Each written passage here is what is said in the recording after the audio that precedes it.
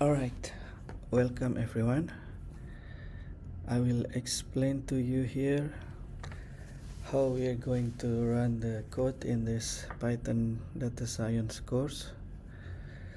We will use a container platform that is managed by GitHub, which is called the Codespace. So by using this, the benefit of using other option is you don't need to install or set up anything. This code will just run on the browser using this Codespace container platform that is managed by GitHub, and it's free. You just need to have a GitHub account. And the other benefit is the codes are already in the same place in this repository that you will find the link on the course, so you don't need to move the code anywhere else as well. So let's go. So as you can see, there's two windows on the left and on the right. So on the left, I'll show you how it looks like on the account that already set up, and on the right I will show you how it is on the another account that doesn't have the Codespace set up first. And then here, if we click on the green code button, you already signed in and already set up a Jupyter notebook as the default. It will quickly spin up the container, and in just few seconds or minutes it will spin up, and you can see here the interface of standard Jupyter notebook with the code are there. It can also open other text file, and then you can just click on the cell code and run the code. Similarly, you can go to the next cell and you'll get the output of the code there. But by default it will use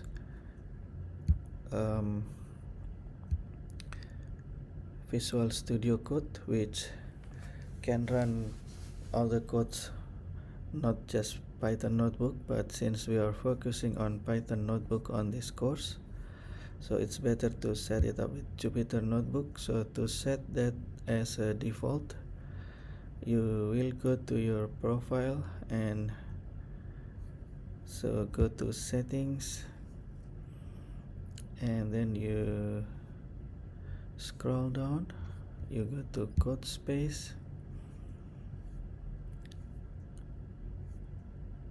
and then you should select this editor preference. So by default it will use Visual Studio Code on the web, but you should change it to Jupyter Lab. So you can do this before you run it to save some time. So now let's set it up on the right side. So I'll sign in. Let's just sign in with Google.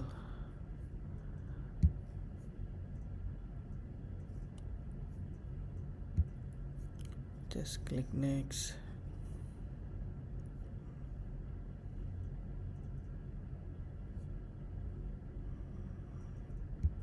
Create account, and then it's already set up. So let's make this window bigger, and then let's go to the home of this account.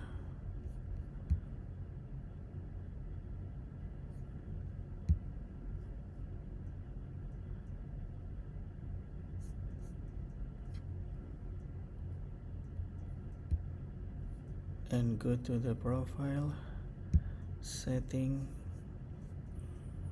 code space, scroll down and select Jupyter Lab as the editor preference,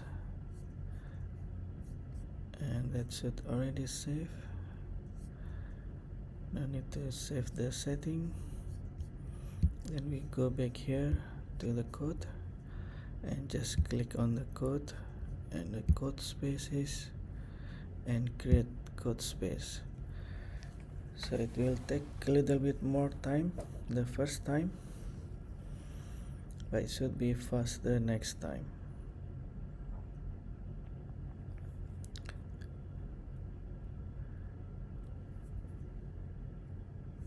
Okay, apparently it's still default to the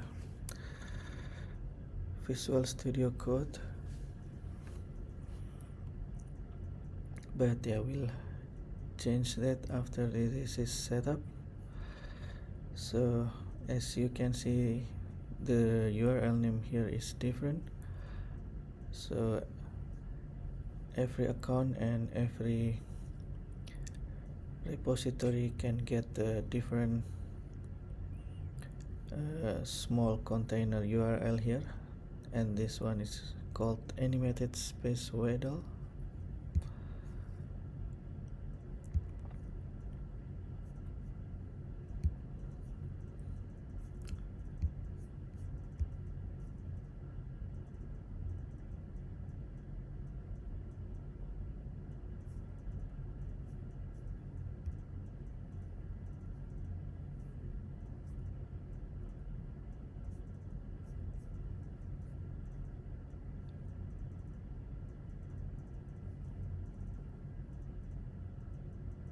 Okay, it's taking some time. I'll pause the recording and continue with the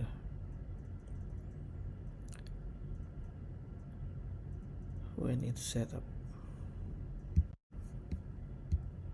Alright, let's continue. So it took about 10 minutes to set this up the first time, but it should just be a few seconds when you run it again later. So you can click on the status here and it will show the progress in this terminal. So it already finished setting up, but it's still just running the update content command for the Python requirement.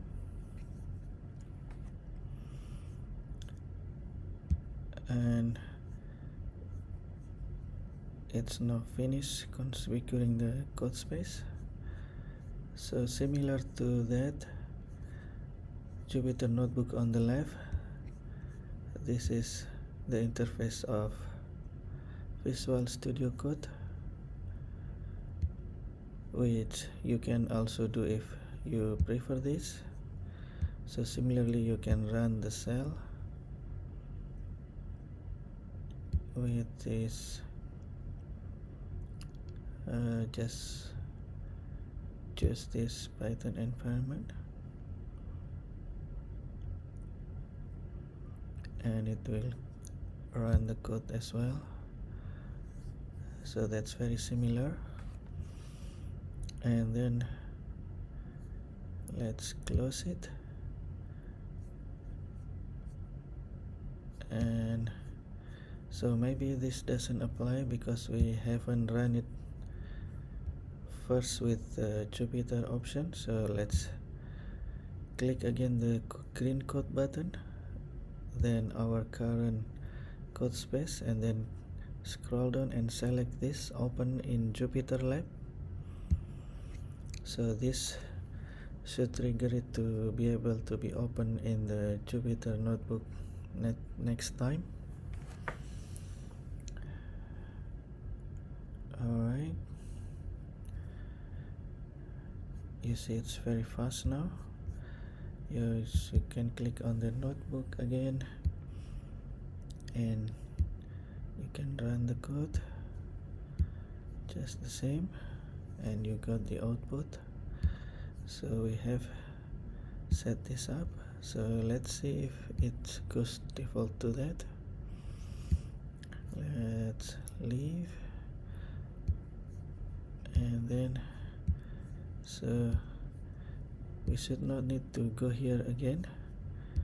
Just clicking here should go to Jupyter notebook now. Yep, that's it. And thanks for watching this video. I hope you enjoy this course. See you.